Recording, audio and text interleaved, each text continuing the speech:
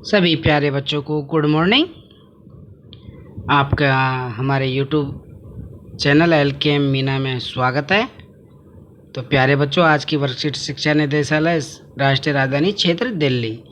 तो आज की वर्कशीट हमारी सामाजिक विज्ञान विषय की है और ये कक्षा 7 की वर्कशीट है। यहाँ पे विद्यार्थी अपना नाम लिख लेंगे, यहाँ पे अपना कक्षा अध्यापक का नाम अच्छे से लिख लेंगे। वर्कशीट नंबर 3, दिनांक है हमारे 25/9/2020।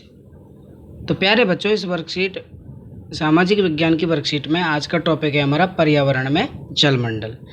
तो हम पहले पर्यावरण में स्थल मंडल के बारे में पढ़ चुके हैं पिछली वर्कशीट में। तो इसमें पढ़ेंगे हम प्यारे बच्चों जलमंडल कि जलमंडल क्या है। तो देखो बेटा, ये चित्र दिया हुआ है एक तरह से पूरा, जैसे हमारे पृथ्वी है तो ये वायुमंडल दे रखा है, इसमें ये जलमंडल है, मतलब जल के बारे में चर्चा होती है इसमें। और ये स्थल मंडल है जहाँ पे बस वगैरह ट्रक हम खुद रहते हैं।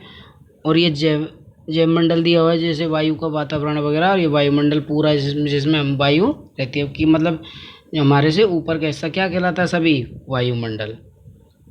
जलमंडल हमारे जल के बारे में चर्चा के। तो आओ बच्चे जलमंडल के बारे में जानें। जलमंडल, जल प्लस मंडल, जल के क्षेत्र को देखो, जल के क्षेत्र को क्या कहते हैं हम, जलमंडल। हमें पता होना चाहिए। स्थल के क्षेत्र हम क्या कहेंगे, स्थल मंडल, जो कि पिछले वर्कशीट में हम पढ़ चुके हैं।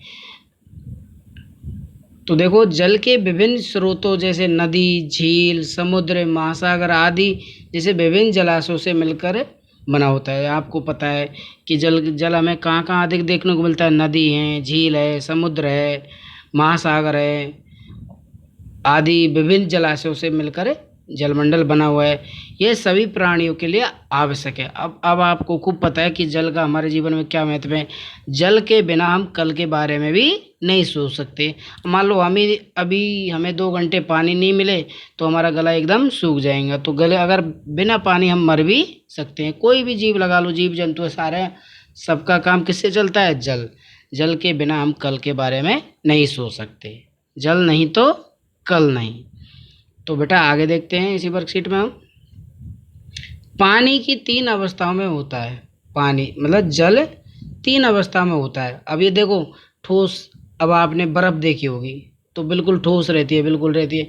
लेकिन वो क्या है, बर्फ़ ही तो है। जैसे हम फ्रीज में, कभी हमारे घर में फ्रीज है तो हम उसमें बर्फ़ जमाते हैं तो पानी तो डालते हैं तो एकदम बिल्कुल वो कैसी हो जाती है, ठोस, मतलब एक तरह कठोर। तो वो बर्फ़ भी तो एक पानी है। अब एक तरल अवस्था, अब आपने देखा होगा कि हम जो नल वगैरह में देखते हैं, नल वगैरह या पाइपलाइन है या नदियाँ हैं, महासागर, इन सब में वो तरल अवस्था में रहता है। तरल मतलब बिल्कुल पतली अवस्था, जिसको हम जल बोलते हैं। कि जैसे ये देखो, इसमें दिए हुए चित्र, ये बिल्कुल कैसी अवस्था है इनकी, तरल, एकदम तरल। गैस, अब गैस अवस्था को आप जानते हैं, जैसे हमने पानी को हीटर या गैस पे गर्म करते हैं, हीटर वगैरह पे, तो हमने देखा होगा पानी भाप बढ़ के उठता है। क्या भाप बन के उठता है कि नहीं उठता? तो वही गैस अवस्था पानी की तीसरी अवस्था कहलाती है। तो आप पानी की 3 अवस्थाओं के बारे में जाने हुए, ठोस अवस्था, तरल अवस्था और गैस अवस्था। तो कभी हमसे कोई पूछ ले पानी या जल की 3 अवस्थाएं कौन कौन सी, तो आपको अच्छे से कंठस्थ याद करके बताना है, ठोस अवस्था, तरल अवस्था और गैस अवस्था। तो आओ बच्चे आगे देखते हैं। अब ये कह रहा है हमें, इस क्वेश्चन में कुछ ये डायग्राम दिए हुए हैं बेटा। तो इसमें कह रहा है कि निम्नलिखित जल स्रोतों की पहचान करो। मतलब ये जल के स्रोत जिनसे हमें जल मिलता है। स्रोत का मतलब जिनसे हमें जल की, भाई जहाँ जहाँ हमें जल मिलता है उनके स्रोत क्या क्या है। तो देखो बेटा, ये पहला डायग्राम आप देख रहे हैं, तो ये कहाँ का है, पर्वत। अब आपको खूब पता है पर्वतों से ही सारी नदियाँ निकलती है, पर्वत या पहाड़ों से ही सारी नदियाँ निकलती हैं। जैसे गंगा, यमुना, ये सारी, कोई कैलाश पर्वत से निकल रही है तो कोई हिमालय पर्वत से निकल रही है। तो ये क्या है, किसका चाहिए, ये पर्वत से, ये पर्वतों का चित्र है जहाँ से नदियाँ निकली हुई हैं। ठीक है, तो यहाँ पे हम पर्वत लिख देंगे। और ये पूरा क्या है, नदी। क्या है ये, नदी। तो ये नदी का चित्र है जिससे हमें जल की पहचान होती है कि यहाँ पे नदियों में बहुत सारा जल हमें मिलता है। अब ये आपने देखा होगा, ये किसका चित्र है, आपने सागर, महासागर देखा होगा। मुंबई का जो महासागर, मतलब उसमें देखा होगा कितना बड़ा समुद्र है। सागर एक समुद्र उसको समुद्र भी कहते हैं। तो बेटा कितना बड़ा महासागर, समुद्र है जिसमें हमकी जल को पता चलता है भाई इसमें भी हमारा क्या है, क्या हमें उसमें बहुत सारा जल पीने को मिलता है। अभी आपने देखा होगा, जहाँ आप कहीं पे भी देखे होंगे पहाड़ों के आसपास इन्हें झरने बोलते हैं। क्या बोलते हैं बेटा इन्हें? झरना। क्योंकि यहाँ भी बहुत सारा पानी हमें मिलता है जो कि पहाड़ों वगैरह आदियों से निकल के एक जगह पे इकट्ठा होता रहता है। अब आपने देखा होगा गाँवों में ऐसा तालाब बना हुआ, ये बेटा क्या है? तालाब। क्या बेटा? ये तालाब, इसे हम तालाब बोलेंगे। इसमें भी हमें जल बहुत सारा मिलना है। अब आपने देखा होगा गाँवों में या कई जगहों पर, शहरों में ऐसी नहरें निकाली गई, ये बेटा किसका चित्र है? नहरें। तो इनसे भी हमें जल प्राप्त होता है। तो इस डायग्राम के माध्यम से हमें जल स्रोतों की पहचान हो गई। पहला भाई पर्वत, पर्वतों से बहुत सारी नदियाँ निकलना, पर्वतों से ऊपर से ही पानी बहता रहता है कि पर्वतों में भी रहता है। और काफ़ी सारी बर्फ़ भी जमी रहती है, जैसे हिमालय पर्वत पे बहुत सारी बर्फ़ ठोस अवस्था के रूप में पानी वहाँ पे मौजूद है। सॉरी। और ये सागर है, सागरों में भी बहुत सारा पानी है। और ये जैसे तालाब है, तालाबों में पानी हमें मिलता है। ये नदी है, नदी में भी पानी मिलता है। ये झरने, झरनों में भी हमें क्या मिलता है? पानी। और ये नहरें निकलती हैं जिनमें पानी के माध्यम हमें मिल जाता है। तो बेटा इसमें 2 क्वेश्चन दिए हुए हैं इस वर्कशीट में, तो उन्हें हम देखें। आपने पानी को कहाँ और किस रूप में देखा, इसके बारे में लिखिए।